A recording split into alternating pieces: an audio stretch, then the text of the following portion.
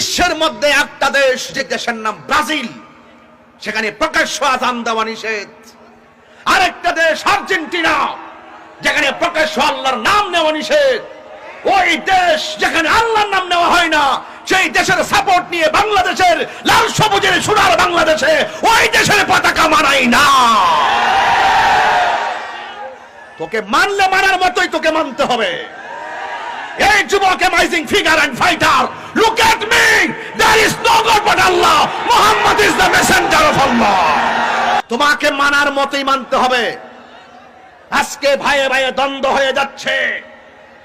এক বাবাকে দেখলাম, জিজ্ঞেস করলাম বিল্ডিং এর এই কালার কেন? বলে যে আমার ছেলে আর্জেন্টিনার সাপোর্টার, তাই আমি আর্জেন্টিনার পতাকা দিয়ে 10 তলা বিল্ডিংটারে সাজিয়েছি। ওই বিল্ডিং ভিন্ন দেশের পতাকা দিয়ে সাজাইবার আগে, সন্তানকে ব্যাংকের টাকার মালিক বানাইবার আগে, সন্তানকে কোরআন সুন্নাহর আলোকে আলোকিত করতে হবে। কথা বলেন ঠিক কি না বলেন? এই কথাগুলো যখন আমি বলি, এক শ্রেণীর লোক বলে যে আমি নাকি স্বাধীনতায় আঘাত করি। যেই স্বাধীনতাই শালীনতা নয়, ওই স্বাধীনতা বাংলার জমিনে দরকার নয়। স্বাধীনতা লাগবে, লাল সবুজের পতাকা ওড়াও। কথা বলুন ঠিক কি না বলুন? আমি দেখতে পাচ্ছি গরু জবাই করা হয়, কখনো কখনো সেটাও শোনা যায়। দল সাপোর্ট নিয়ে খুন পর্যন্ত হয়ে যাচ্ছে, গুম পর্যন্ত হয়ে যাচ্ছে। হ্যাঁ, যদি তোমার কাছে একান্ত ঐকান্তিক ভাবে ভালো লাগে, এভাবে অন্ধ হলে চলবে না, তোমাকে সংযত হতে হবে। আমি কি বোঝাতে পেরেছি আপনাদেরকে? এই জন্য আমি বলেছি মানুষের মতো মানুষ হতে হবে। উদখুলু ফিস সিলমি কাফা, পরিপূর্ণ মুসলমান হতে হবে।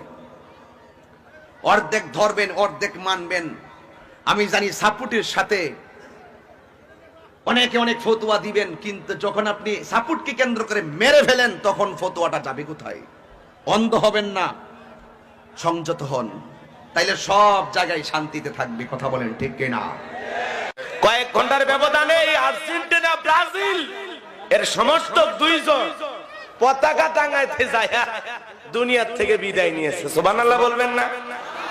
সুবহানাল্লাহ বলবেন না? নাউজুবিল্লাহ। যুবক, আর্জেন্টিনার পতাকাকে ভালোবেসে, ব্রাজিলের পতাকাকে ভালোবেসে জীবন দিয়ে দিলা, একবারও পরকালের কথা চিন্তা করলা না। কথা কন নাকি আপনারা? ভালোবাসা ভালো, যে আর্জেন্টিনা ব্রাজিলের জন্য এত ভালোবাসা, ওই দেশের মানুষ হাফ প্যান্ট পরে ঘোরে। কথা কন না? ওরা কি ইসলামের বন্ধু, মুসলমানের বন্ধু? এত প্রীতি উতলায় ওটা কোথা থেকে? যুবক, পতাকা টাঙ্গাইতে গিয়া দুনিয়ার থেকে বিদায় নিলা, এখন যাও, ফেরেশতারা তোর কবরে জায়গা মতো পতাকা ঝোলাইয়া দেবে। কথা কর ঠিক কিনা? এই জন্য এই যে কাতার বিশ্বকাপ আসতেছে 2022, খেলা শুরু হয়ে যাবে। ফুটবল, হাতে বল, মাথায় বল, ফুটবল। যুবকেরা ফুটবলের পাগল, এগুলো খেলা দেখে বাজি ধরবে। পতাকা টাঙ্গানি নিয়ে দুই গ্রুপের মধ্যে সংঘর্ষ হবে, মারামারি হবে। এই কলিজার টুকরা যুবকেরা, তোদের পায়ে হাত দিয়ে অনুরোধ করে যায়, ওই বিদেশিদের পতাকাকে নিয়ে জীবন আর দিও না। বিদেশি এই খেলোয়াড়দের সমর্থক হয়ে যায় ব্রাজিল আর্জেন্টিনার পতাকা টাঙ্গানো কই কেন্দ্র করে মারামারি কইরো না। কথা বলে ঠিক কিনা? নিজেরা নিজেদের মধ্যে সংঘর্ষ তৈরি করে। এই গ্রামের লোকেরা ব্রাজিল, ওই গ্রামের লোকেরা আর্জেন্টিনা। কি মারামারি দুই গ্রুপের মধ্যে আছে না? দুইজন পতাকা টাঙ্গাইতে গিয়া দুনিয়ার থেকে বিদায়। কি বলেন? মেসি দোয়া করবে, আল্লাহ আমার সমর্থককে জান্নাত দাও। নেইমার দোয়া করবে, আল্লাহ বাংলাদেশের এক যুবক ব্রাজিলের পতাকা টাঙ্গাইতে গিয়ে মারা গেছে, আল্লাহ তুমি আমার ভক্তকে জান্নাত দাও। কি বলেন? দোয়া করবে না? হ্যাঁ, কথা কন নাকি আপনারা? যারা বিয়ের আগে 8টা 9টা করে বান্ধবী নিয়ে ঘরে, তারা দোয়া করবে নাকি? কন আল্লাহ আমাদের হেদায়েত দান করুক। যুবক, তোমার ভিতরে ইসলামের প্রেম জাগাও। তুমি ভালোবাসবা বাংলাদেশের পতাকাকে, তুমি ভালোবাসবা ইসলামের পতাকাকে, তুমি ভালোবাসবা দ্বীনকে। অন্য বিজাতিদের কালচার সংস্কৃতিকে ভালোবাসতে গিয়া আর জীবনটা নষ্ট করো না। আল্লাহ আমাদের হেদায়েত দান করুক। জোরে বলেন আমিন। খেলা ভক্ত হয় না খুব বেশি। আর্জেন্টিনা ব্রাজিল বইলা যতবার জিকির করো, ততবার আল্লাহর জিকির করলে জান্নাতে যাওয়ার রাস্তা সহজ হবে। কথা ঠিক কিনা? বাপ রে বা ব্রাজিলের গেঞ্জি, কেউ আবার গালে ব্রাজিল, কারো মাথায় আর্জেন্টিনা। কি কাটিং চুল দেবে যুবকেরা? ব্রাজিল কাটিং চুল কাটবে, কথা কন না কা?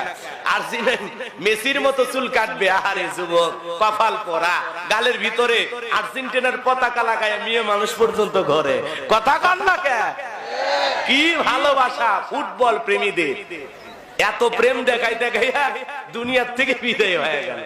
ফুটবলের প্রতি, অন্য দেশের পতাকার প্রতি এত প্রেম দেখাইয়া মরলেন। কি মনে হয় জান্নাত আপনার জন্য অপেক্ষা করতেছে? জান্নাত মামুর বাড়ির ডাল, গেলে এক ডাবু খেতে দেবে।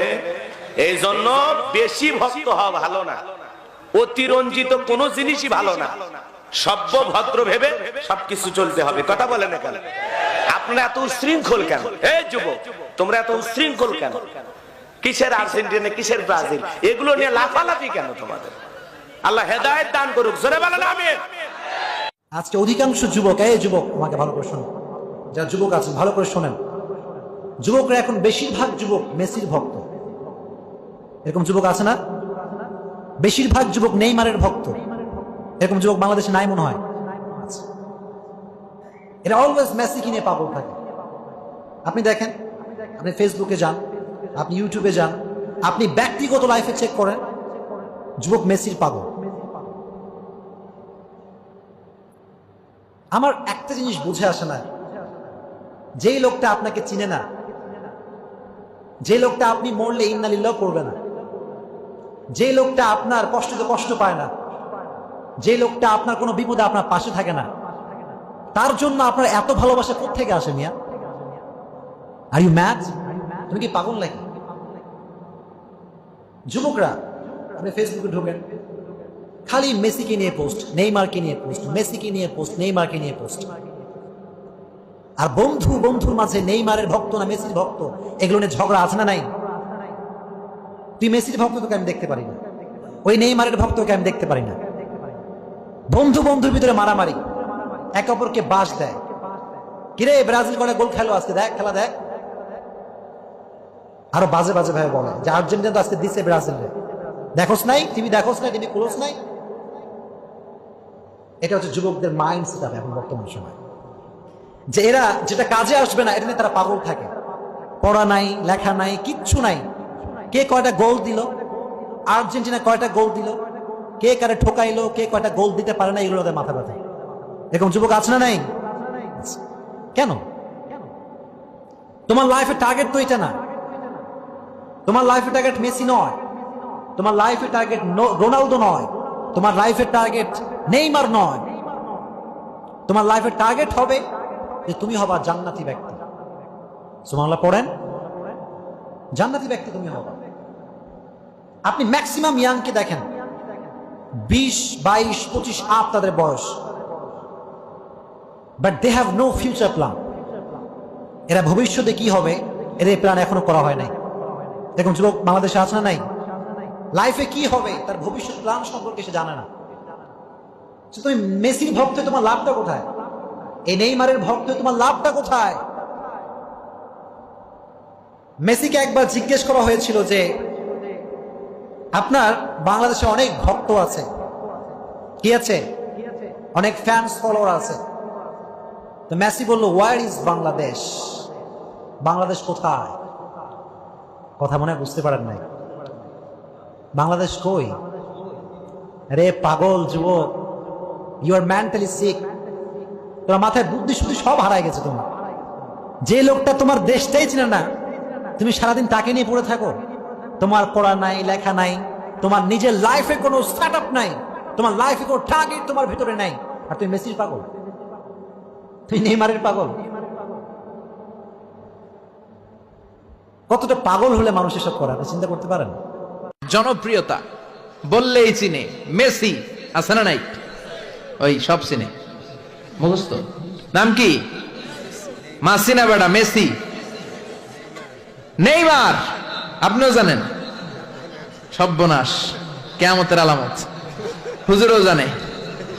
কি নাম? নেইমার। আর কি আছে এরকম? রোনাল্ডো। আর কি আছে? এক নামে চিনে, গোটা বিশ্ব চিনে। বাংলাদেশের জনপ্রিয়তার বিচারে যদি বলি, এক নামে মাশরাফি বিন মর্তুজা এক নামে চিনে। আছে না নাই? In terms of name and fame, এটা হচ্ছে in terms of name and fame, খ্যাতি, যশ, জনপ্রিয়তা। তার মানে দুনিয়ার বুকে অর্থের মানদণ্ডে কিছু লোক সফল,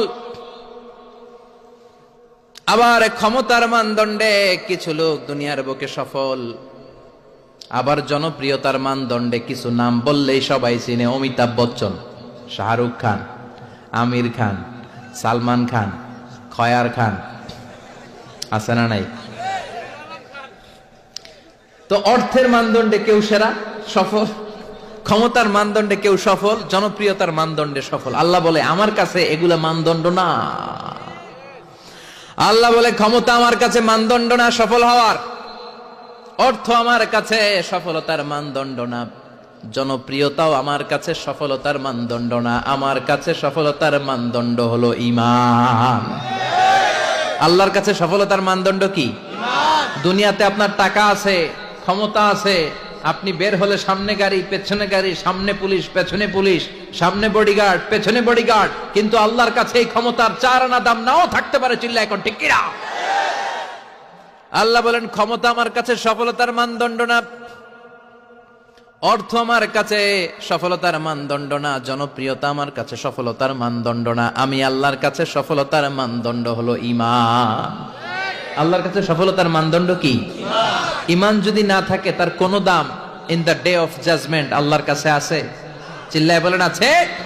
সেজন্য আল্লাহ বললেন কদ আফলাহাল মুমিনুনাল্লাযীনা হুম ফি সালাতিহিম খাশিউন। এই দুনিয়া এবং আখিরাতে সফল হয়েছে তারা, আল্লাহর উপর ঈমান এনেছে যারা। ঠিক কি না? সফল হয়েছে কারা? ঈমান এনেছে যারা। চিল্লায় উত্তর দেন, সফল হয়েছে কারা? নাকি যাদের টাকা বেশি এরা সফল, ক্ষমতা বেশি এরা সফল, এক নামে সারা বিশ্ব চিনে, সেলিব্রিটি, এরা সফল? সফল হচ্ছে ঈমানদার। আমরা সেই ঈমানদার গোষ্ঠীর মানুষ, আমরা সেই ঈমানের পথের সৈনিক। চিল্লায় বলেন ঠিক কিনা?